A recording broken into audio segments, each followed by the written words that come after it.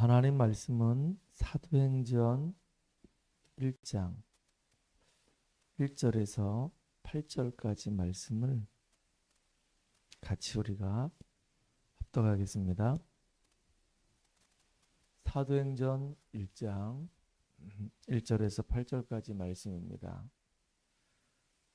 데오빌로여, 내가 먼저 쓴 글에는 물은 예수께서 행하시며 가르치시기를 시작하신부터 그가 택하신 사도들에게 성령으로 명하시고 승천하신 날까지의 일을 기록하였노라.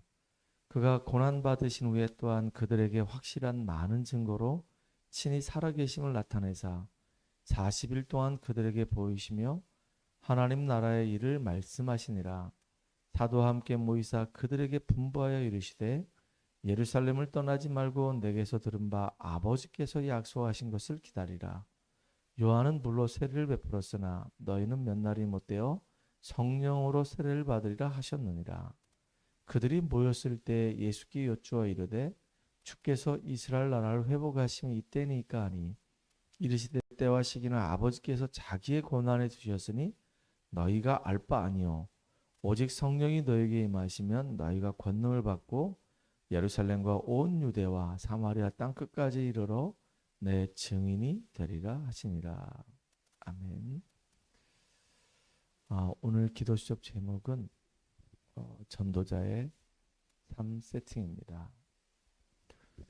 하나님이 저와 여러분을 전도자로 불러주셨습니다. 시대마다 하나님 앞에 부름받은 사람들은 다 이유가 있었습니다. 아브라함 부르실 때 하나님이 너는 복이 될지라, 내가 너를 창대케 할 것이며 너로 말미암아 모든 열방이 복을 받게 할 것이다. 하나님이 아브라함 부르실 때 그냥 부르신 것이 아니라 언약을 체결하면서 하나님이 아브라함 부르신 겁니다. 또 하나님께서 다윗을 부르실 때도 내가 이스라엘의 왕으로 세울 것이며 너를 통해서 모든 나라가 통일되게 할 것이며 그리고 하나님께 예배드릴 수 있는 성전을 짓게 할 것이다 라고 하는 하나님과의 분명한 이면 계약이 있었어요. 그리고 하나님이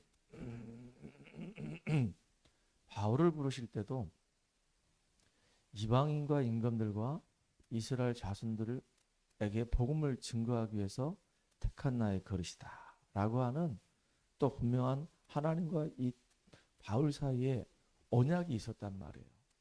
이렇게 하나님이 우리를 부르실 때 그냥 부르신 것이 아니라 언약 가운데 부르신 겁니다. 왜 우리를 부르셨냐? 그리스도 깨닫고 누리게 하시려고. 왜 우리 부르셨냐? 내 이 심령 속에 하나님 나라가 임하고 내 이 현장에 하나님 나라가 임하게 하시려고. 왜 나를 부르셨냐? 우리에게 성령 충만함 주셔서 땅끝까지 이 귀한 복음을 증거하는 증인으로 우리 세우시려고. 하나님이 이렇게 우리를 부르신 겁니다. 그렇기 때문에 복음을 누리는 이 한 사람이 너무너무 중요해요. 복음 누리는 이 한 사람 때문에 가정이 살았고 나라가 살았고 시대가 살았어요. 그 대표적인 사람이 바로 요셉입니다. 어떤 환경 속에 있어도 요셉은 그 환경 때문에 무너지지 않았어요. 오히려 굉장히 힘들고 어려운 환경일수록 요셉은 하나님 앞에 단을 쌓고 예배드리기 시작했어요. 성경에는 분명히 말씀하십니다. 요셉은 그렇게 힘들고 어려운 환경 때문에 핑계대거나 낙심하거나 좌절하지 않았습니다. 오히려 하나님께 예배드리다 보니까 주변의 불신자들이 보고 알 만큼 보디발이 보고 알았고 바로왕이 보고 알았어요. 이와 같이 하나님의 신에 감동된 자를 본 적이 없다 그랬거든요. 그 정도로 이 요셉은 하나님께 정말로 나의 마음과 중심과 영혼을 다해서 예배를 드렸던 사람이에요. 그러니까 하나님이 얼마나 기뻐하셨는지 하나님이 늘 요셉과 함께 하셨단 말이에요. 그러니까 하나님이 요셉과 함께 하심으로 그가 형통한 자가 되어 보디발의 집에 밭에까지 감옥까지 심지어는 애굽의 저 바로 왕까지 더 나아가서는 나중에 기근 들었을 때 요셉의 형제들까지 요셉의 그 가정까지 요셉의 가문까지 다 살아나 버렸습니다. 나중에는 애굽도 살아나고 전 세계에 사는 놀라운 일이 요셉 한 사람 때문에 이루어졌어요. 요셉 한 사람에게만 그런 축복이 이루어진 게 아닙니다. 복음 누리는 이 모세를 통해서 이스라엘 전 백성이 출애굽하는 역사가 일어났어요. 그리고 복음 누리고 있는 이 다니엘 이 한 사람 때문에 바벨론에 하나님이 살아계심이 증거되기 시작했단 말이에요. 다니엘을 모함했던 사람들이 다리오 왕 때잖아요. 완전히 이제 사자밥이 돼버리고 이 다니엘은 하나님과 함께 하심이 왕들에게도 나타나고 모든 바벨론 현장에 나타나는 놀라운 일이 벌어졌습니다. 복음 누리는 이 바울 한 사람 때문에 로마까지 복음화되는 놀라운 응답의 역사가 일어났어요. 진짜 복음 누리는 그 한 사람 너무 중요합니다. 하나님은 그 복음 누리는 그 한 사람에게 경제를 회복해 주십니다. 그것도 빛의 경제를 회복해 주십니다. 그래서 전도 선교 이 후대 이 살리는 이 일에 쓰임 받을 수 있도록 하나님은 그렇게 축복하십니다. 그렇기 때문에 오늘 우리는 어떻게 기도해야 될까요? 우리가 이 땅을 살아가는 동안에 숨을 안 쉬고는 살 수가 없어요. 우리에게 생명선 두 가지가 있습니다. 우리 몸을 살리는 호흡, 우리의 영혼을 살리는 기도. 이 생명선 두 가지가 있단 말이에요. 그러면 어떻게 하면 이 호흡과 이 기도를 이렇게 일치시킬까? 이 전도자들의 고민이잖아요. 다시 말하면 복음을 알게 됐고 이 땅을 내가 살아가는 이유를 알게 됐기 때문에 이게 내 힘으로 안 되거든요. 그러면 결국은 하나님이 역사하셔야지만이 되는 겁니다. 하나님이 역사하시려고 하다 보니까 내가 하나님의 소원을 가슴에 품고 계속 기도하는 겁니다. 이제 정시부터 이제 시작하겠죠. 정시기도부터. 하루에 내가 아침에 기도하고 점심에 기도하고 저녁에 기도하고 이렇게 하루에 3번 그 기도 시간이 5분이든지 뭐 10분이든지 30분이든지 나에게 알맞는 기도 시간을 딱 하겠죠. 근데 중요한 건 기도한다는 것이 중요한 것이 아니라 우리는 언약을 붙잡고 기도해야 되는 겁니다. 그냥 기도하면 중언부언이 돼요. 근데 하나님의 소원을 마음에 딱 담고 기도하는 거란 말이에요. 하나님의 계획이 이루어지도록 아침, 점심, 저녁에 기도하다 보면 어느 날 이 기도가 발전이 돼서 이게 무시기도로 연결된단 말이에요. 만남 사건 일 속에서 계속 기도가 된단 말이에요. 근데 이게 더 발전되면은 24시 기도로 딱 연결되는 겁니다. 근데 이게 24시 기도로만 딱 연결되는 게 아니라 24시 기도로 연결되면 어느 날 보니까 이게 하늘 보좌하고 딱 연결된단 말이에요. 우리가 물론 정시기도 하루에 3번 하는 것도 하늘 보좌하고 연결되어 있어요. 참 이게 놀라운 거예요. 그럼 어느 날 이상하게 현장에서 응답이 일어난다 안 일어난다? 물론 중요한 거지만은 내 자신이 자꾸 바뀌어져 가고 있어요. 조금씩 가랑비가 가랑비에 속옷 적시듯이 내 자신이 자꾸 조금씩 바뀌어져 가고 있습니다. 내 안에 하나님의 나라가 자꾸 임하게 돼 있는 거예요. 내 안에 이제 사단의 망대가 무너지고 하나님의 망대가 자꾸 세워진단 말이에요. 남들이 보고 나를 알 만큼 참 많이 바뀌었다라고 얘기할 만큼 바뀌어져 가고 있어요. 영적인 문제가 참 심각했던 사람들이었는데 이렇게 말씀을 듣고 말씀의 은혜 속에 들어가고 복음을 내 삶에 적용하고 계속 말씀 붙잡고 계속 기도한 것밖에 없는데 내가 뭐 특별하게 뭐 애를 쓰거나 막 노력한 게 없는데 이상하게 그 복음의 능력이 나를 조금씩 이렇게 바꿔가는 겁니다. 복음의 사람으로. 참 이게 감사한 거잖아요. 내 안에 이제 사단의 망대가 무너지고 견고했던 그 사단의 망대 영적 문제가 다 무너지고 내 안에 이제 하나님 망대가 이제 세워지는 거예요.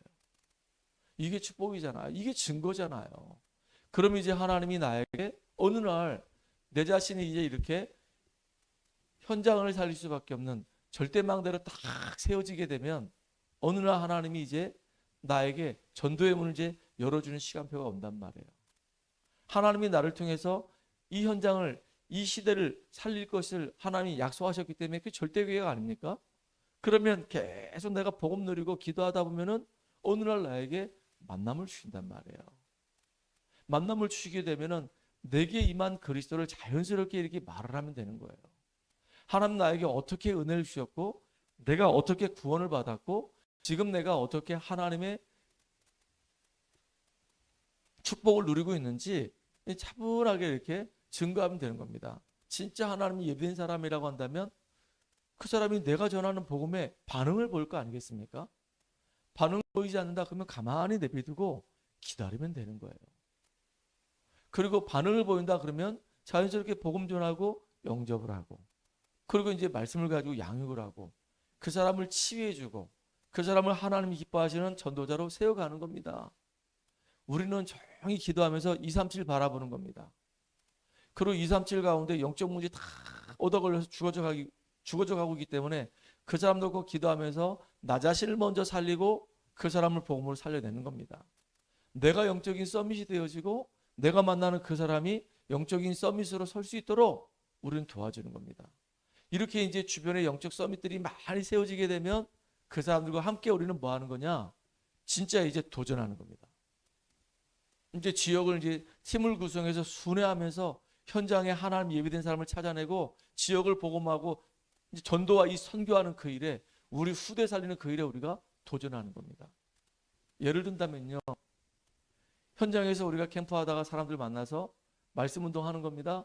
그러면 이제 저 혼자서 아무리 많이 뛰어도 30군데밖에 못 뛴단 말이에요.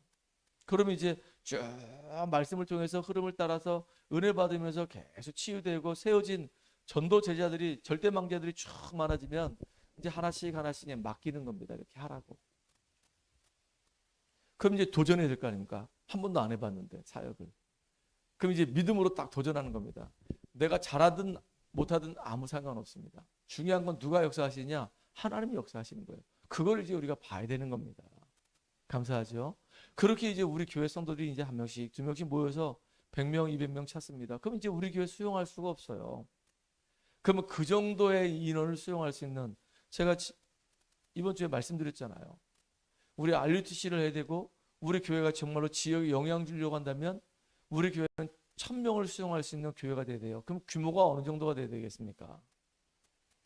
그런 교회를 우리가 세우려고 한다면 경제는 어느 정도 들어가야 되겠습니까? 그럼 이제 그때 이제 도전하는 겁니다. 이렇게 믿음으로. 참 감사하죠. 우리가 RUTC를 지어서 우리 후대들을 양육해야 됩니다. RUTC 이제 건물을 우리가 새로 얻어서 쓸 수도 있지만은 진짜 이제 기도하면서 평생을 앞으로 오고 오는 세대에 계속 우리가 우리 후대를 키워야 되는데 진짜 도전해야 될 거 아니겠습니까? 그러면 어느 정도의 우리가 경제적인 규모가 있어야 되겠습니까? 또 도전해야 되는 겁니다. 이렇게. 참 이게 감사한 일들이란 말이에요. 하나님 우리에게 그렇게 믿음의 그릇을 넓게, 그래서 얼마든지 우리가 도전할 수 있도록 그렇게 인도받아가는 우리가 되기를 주의 이름으로 축복합니다. 또 우리 주어진 이 현장에 또 도전해야 될 거 아니겠습니까? 나 혼자밖에 없습니다. 아니요. 엘리야가 바알과 아세라 선지자 850명을 죽이고 이세벨 때문에 도망가서 하는 말이 나 혼자밖에 없습니다. 나를 좀 데려가 주세요 라고 기도했어요. 그때 하나님 뭐라 얘기했냐? 왕을 세우고 네 후계자를 세워라. 그리고 바알에게 절하지 않은 자 7,000명이 있다. 찾아내라 그랬어요. 진짜 현장에는 이 복음을 듣기 위해서 갈급한 심령들이 있거든요. 이제 우리가 그 사람이 누군가 이렇게 매의 눈을 가지고 우리가 찾는 겁니다. 이제 아닌 사람은 놔두고 진짜 갈급한 심령들을 찾아내고 그 사람들을 위해서 우리가 조용히 기도하면서 영향력을 주면서 복음 전하는 겁니다. 이것도 어떤 면에서 보면은 인도받는 것이고 그 사람을 향해서 우리가 도전하는 것입니다. 그렇잖아요. 우리가 이제 캠프 기간이 이제 다가오는데 이제 지역을 선정하고 지역을 쭉 다니면서 사람들 만나고 그 만나는 사람들 가운데 혹시 하나님이 예비해 놓은 사람이 누군가, 예비된 사람이라면 탁 복음 전해서 지역을 바라보고 그 사람에게 복음 전해야 될 거 아니겠습니까? 이것도 도전하는 겁니다. 그래서 우리가 복음을 누리고 하나님 나라가 임할 때까지 우리가 기다리는 겁니다. 그리고 기다리다가 이제 시간표가 왔다? 그럼 탁 도전하는 겁니다. 이 응답을 누리는 오늘이 되기를 주의 이름으로 축복합니다. 살아계신 하나님, 하나님께서 237을 바라보고 나 자신을 치유하고 또 나의 현장을 치유하며 내가 영적인 서밋이 되어지고 다른 사람도 영적인 서밋으로 이 세우는 놀라운 축복의 현장 속에 있게 하신 우리 주님을 찬양합니다. 특별히 우리 안에 사단의 망대가 그리스도 예수 안에서 무너져서 하나님 망대가 세워지는 귀한 시간 되게 하시고 내게 이미 허락하신 이 복음이 내 안에 충만하게 누림이 되게 하시며 이제 나의 현장에 하나님 나라가 임할 수 있도록 기다리게 하시고 분명한 시간표가 왔을 때는 믿음으로 도전할 수 있는 은혜를 우리에게 덧입혀 주시옵소서. 예수님의 이름으로 감사하며 기도합나이다. 아멘.